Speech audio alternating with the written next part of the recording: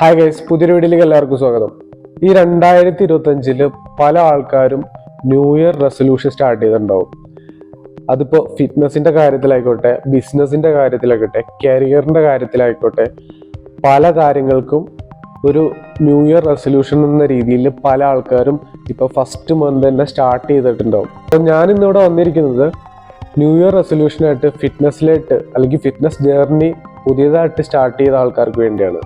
ഞാൻ പല ക്ലയൻസിൻ്റെ കൂടെ വർക്ക് ചെയ്തിട്ടുണ്ട്, പല ആൾക്കാരെ ട്രെയിൻ ചെയ്യിപ്പിച്ചിട്ടുണ്ട്. പൊതുവേ കണ്ടുവരുന്നൊരു കാര്യമാണ്, ആളുകൾ ജിമ്മിലൊക്കെ പോയി ഒരു 3 മാസം കഴിയുമ്പോഴത്തേക്കും സ്റ്റോപ്പ് ചെയ്യാണ്, നിർത്തുകയാണ് പരിപാടി. അതിന് റീസൺ എന്താണ്? അതിനെപ്പറ്റി പറയുകയാണെങ്കിൽ എന്താ റീസൺ എന്ന് വെച്ച് കഴിഞ്ഞാൽ പ്രത്യേകിച്ചൊന്നുമില്ല, റിസൾട്ട് ഇല്ല.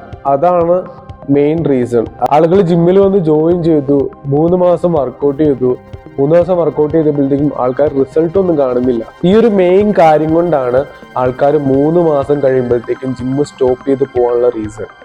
ഇപ്പം നിങ്ങളൊരു ബിഗിനർ ആണെങ്കിൽ നിങ്ങൾ ചിന്തിക്കേണ്ട കാര്യം എന്താണെന്ന് വെച്ച് കഴിഞ്ഞാൽ 2-3 മാസം വർക്കൗട്ട് ചെയ്തു എന്ന് കരുതി നിങ്ങൾക്ക് റിസൾട്ടൊന്നും വരില്ല.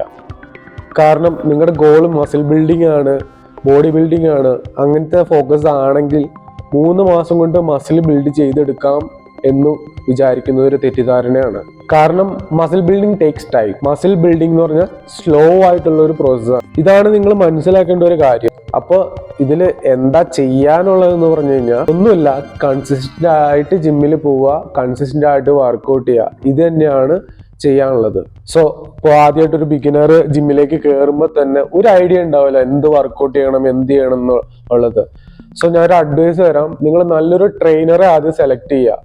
നല്ലൊരു ട്രെയിനർക്കാണ് വർക്കൗട്ട് ചെയ്യുമ്പോൾ പോസ്റ്റേഴ്സ് കാര്യങ്ങൾ തെറ്റാതിരിക്കാൻ നോക്കാൻ പറ്റുന്നത്.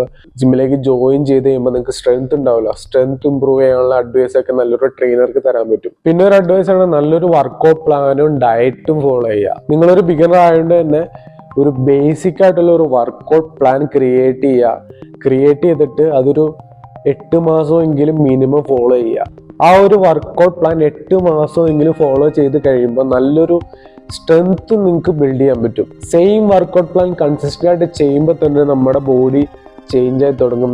നല്ല പ്രോഗ്രസീവായിട്ട് നല്ല സ്ട്രെങ്ത് ബിൽഡ് ചെയ്തെടുക്കാനും പറ്റും. ബ്രൂസ്ലിയുടെ ഒരു കോട്ട് കേട്ടിട്ടില്ലേ, പല കിക്കുകൾ പ്രാക്ടീസ് ചെയ്തവനെ ബ്രൂസ്ലിക്ക് പേടിയില്ല, പക്ഷെ ഒരു കിക്ക് പല പ്രാവശ്യം പല ദിവസങ്ങൾ പ്രാക്ടീസ് ചെയ്തവനെ ബ്രൂസ്ലിക്ക് പേടിയാണ്. അതിൻ്റെ റീസൺ എന്താണെന്ന് വെച്ച് കഴിഞ്ഞാൽ ഒരു കാര്യം പലതവണ പല ദിവസങ്ങളിലായിട്ട് പ്രാക്ടീസ് ചെയ്തുകൊണ്ടിരുന്നാൽ നിങ്ങൾ അതിൽ മാസ്റ്റർ ആവും.